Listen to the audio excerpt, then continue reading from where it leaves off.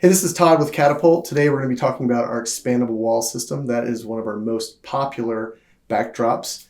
Want to make sure that you understand some of the features and best practices about this stand. So if you come down here with me, we'll first talk about what you get in this display. So we've got 2 uprights and 4 cross beams and 2 support feet.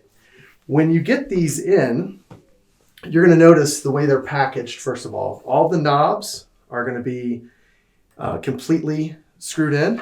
And then for the uprights, the screw that attaches the upright is also completely screwed in.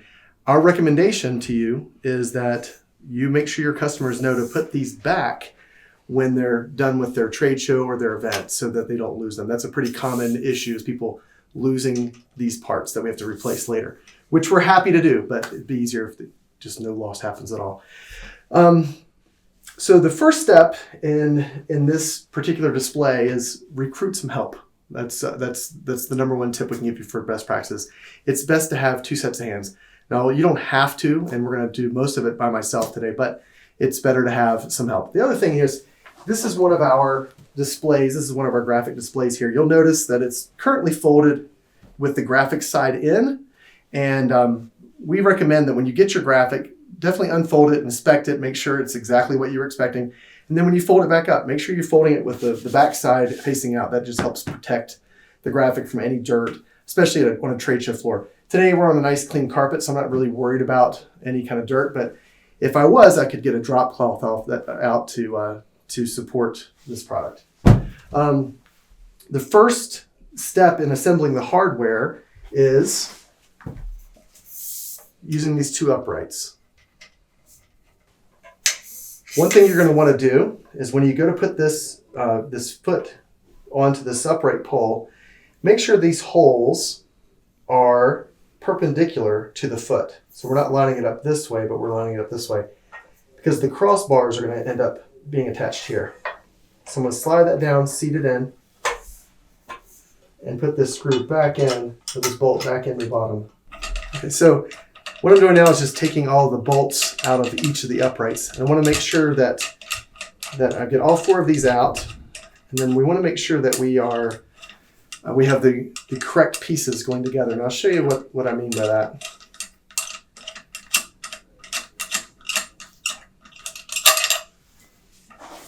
If you want to come in close on that. We have labels here that says bottom horizontal pole and bottom horizontal pole. So these 2 are going to go together. And then these say top horizontal pole and top horizontal pole. If you were to lose these labels or not have it, you can actually see that there are differences in the diameter cutout for that. Because once again, if you look at our pole here, that's going to be the thickest diameter. So that's going to be the more shallow cut here to make sure that seats properly. And then the top, that's got the smaller diameter pole, so it requires a deeper cutout, which is that top horizontal pole, to seat properly here. And we'll show what that looks like here in a minute.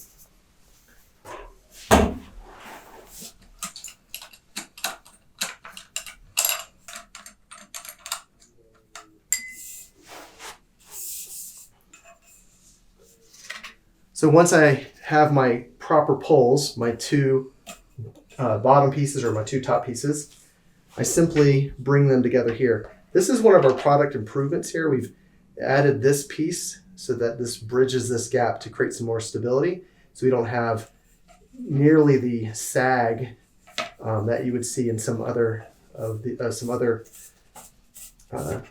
expandable wall displays.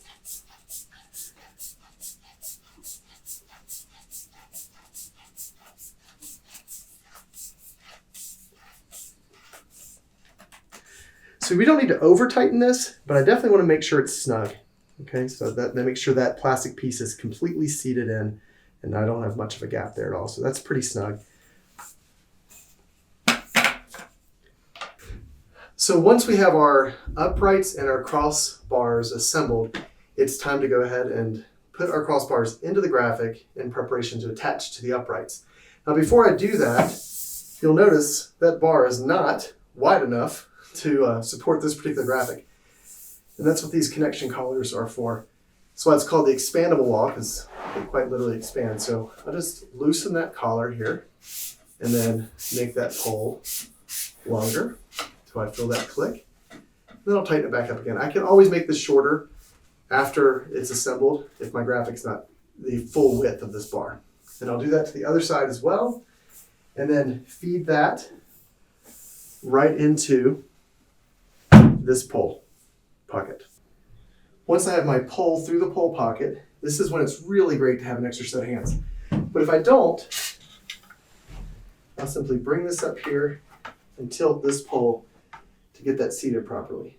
And once again, I'm going to confirm that's my top horizontal pole. Come right through here with my bolt and screw it into here.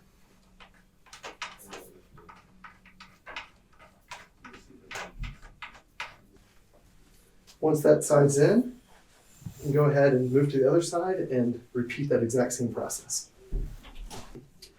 With the top bar now in place, I can raise my graphic up, and then once I get it to the proper height, I will then put in my bottom graphic. This is a way to keep everything nice and clean. One thing I want to point out, these, you don't have to over tighten any of these, especially these collars. They'll hold everything in place. But I want to just slide that up, and then this has got 2 collars, so I can slide that up. And you don't want to do it all at once. Oops. You don't want to do it all at once. So I want to raise this side up a little bit, then I'll go over and raise that other side up a little bit.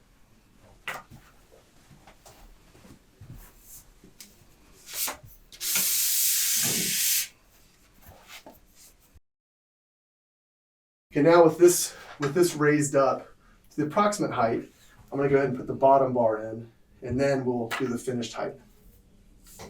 As you can see here, I'm pushing this bottom bar through. One thing I wanted to point out for another best practice is make sure we're not at an upward angle like this, because that's a sharp edge inside of there with that piece of metal. So just keep it parallel to the ground and be gentle as you push through. So this is exactly like the top piece here. I just want to make sure once again that I'm checking to make sure I have my bottom bar, and you'll once again notice that cutout matches up perfectly with the diameter of that pole.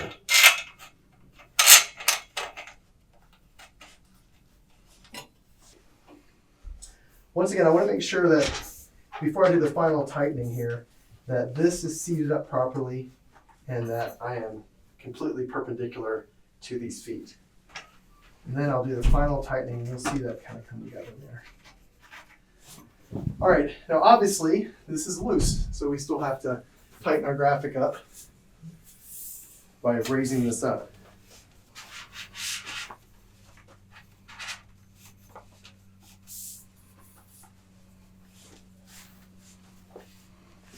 Here's another best practice tip. You want to maximize this extension first before maximizing this extension.